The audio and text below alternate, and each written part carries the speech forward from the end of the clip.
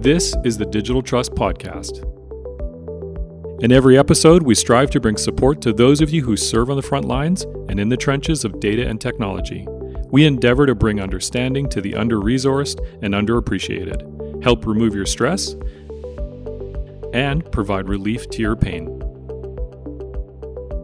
Welcome to the Digital Trust Podcast. Sit down with us as we give you hard-hitting advisory conversations to help you build digital trust with your stakeholders and clients, and actionable takeaways to help you become a digitally trustworthy organization.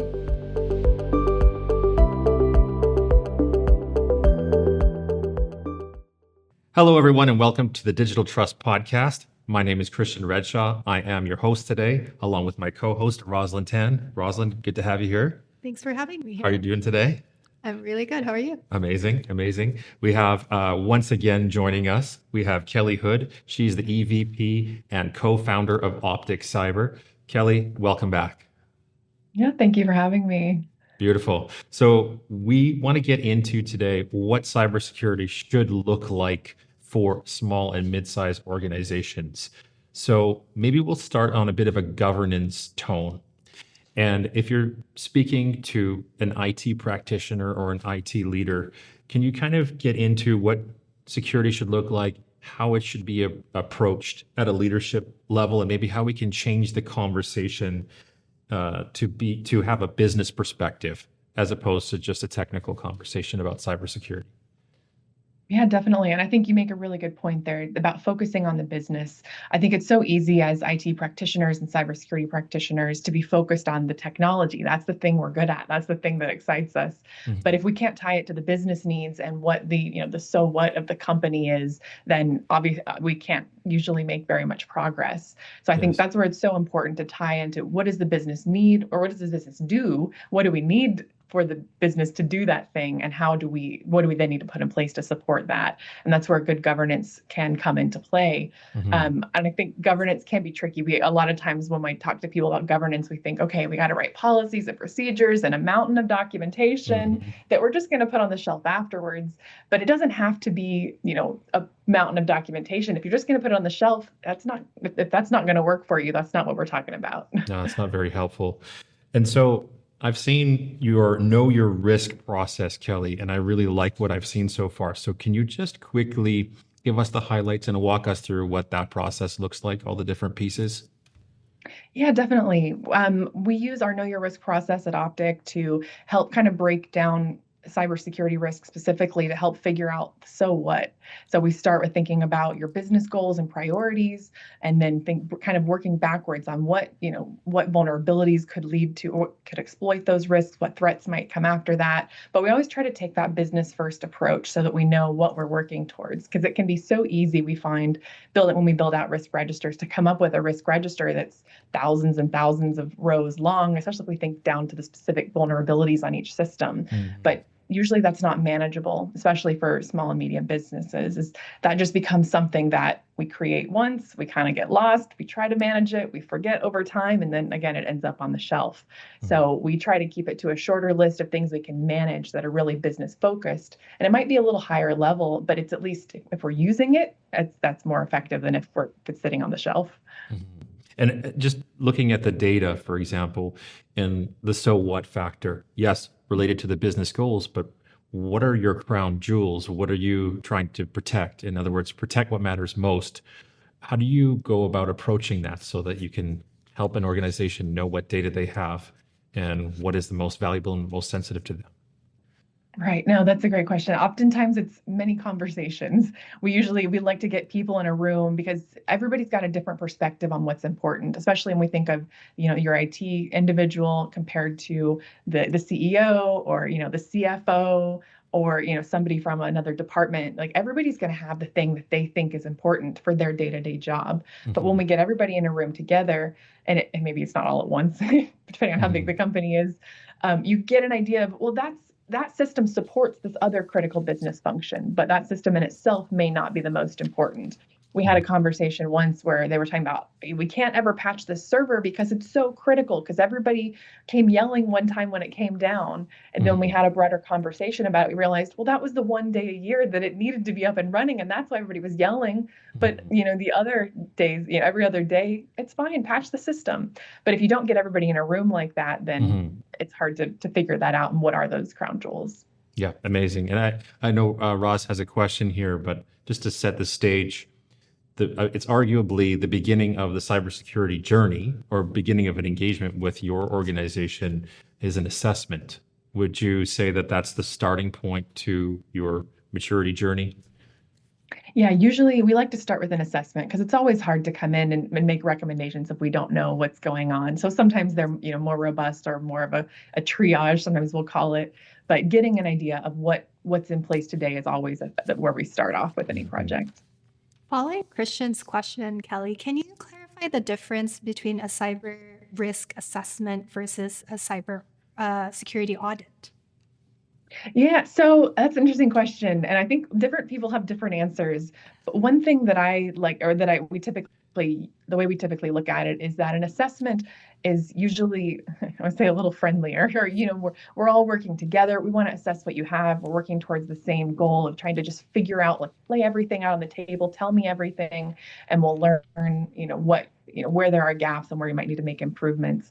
A lot of times we think of audits as a little more structured, and that's working towards maybe a compliance goal, like, ISO certification or a CMMC or something like that, which sometimes we tell people after you answer the question, stop talking. Don't tell the auditor where the skeletons are. Hopefully you don't have any skeletons in the closet, but you answer the question and you stop talking. Whereas assessments, again, and this is kind of the way we look at it, we want it to be more open. We want to look at everything to really make sure we get that understanding of where the risks are in the organization.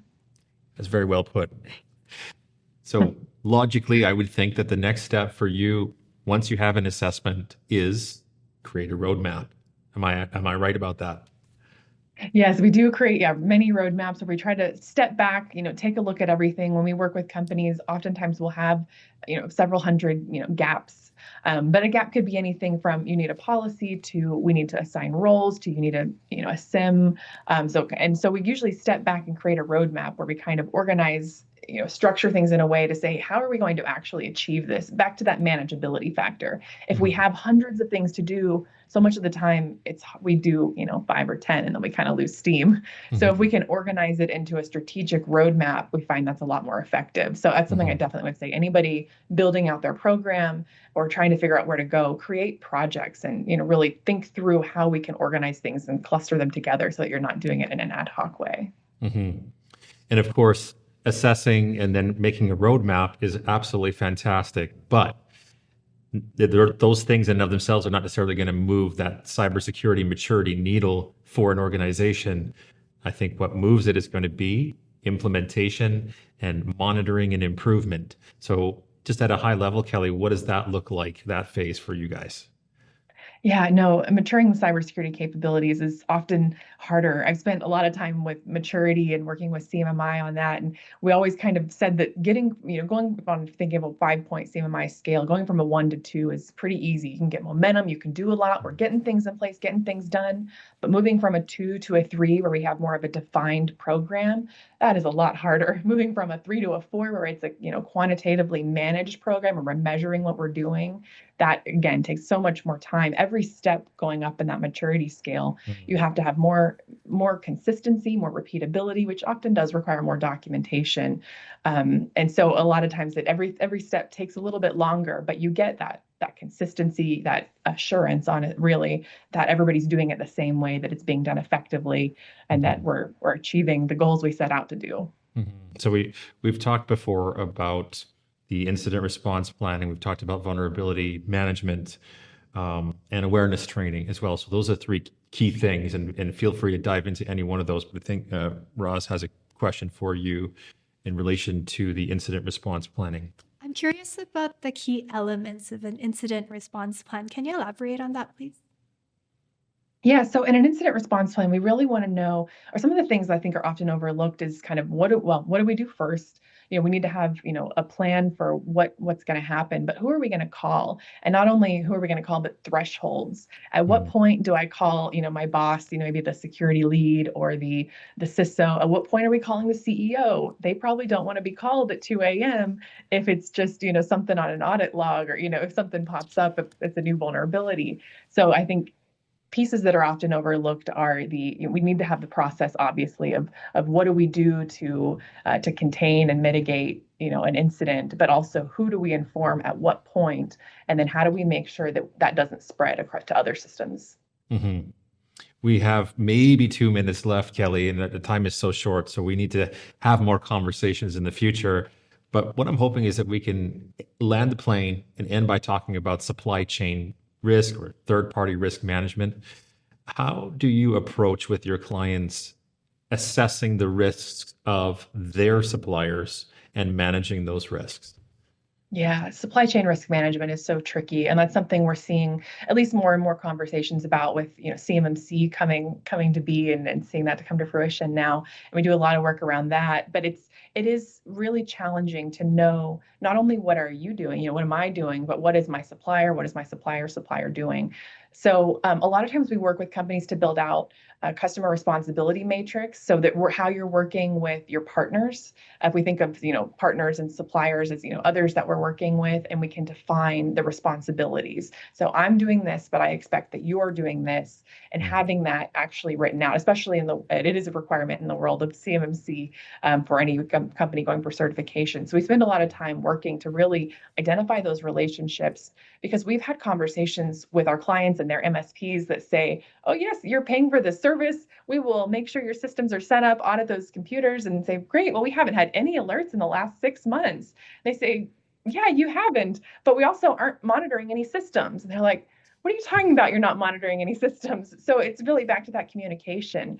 If we're, it can be written in a contract that this is what we'll do, but if we don't have the direction, if it's not executed on, what good is it? And that becomes really tricky. That sounds like a bit of a significant gap, and that's what you guys are there to do for your clients. Yeah.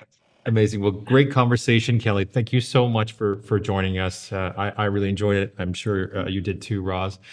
And thanks to our viewers and listeners for being part of this conversation today. We'll see you in the next episode. Thanks for joining us today on the Digital Trust Podcast. If you found this conversation helpful, please share it with someone you care about. And if you'd like to receive our monthly newsletter, please click the link in the description to subscribe. And to put your mind at ease, our newsletter will include episode summaries with key points and actionable takeaways, plus a heads up on the upcoming episode guests. Rest assured, it won't be a spammy sales message, and we will never sell or share your information. Thanks again for tuning in, and we will see you on the next episode.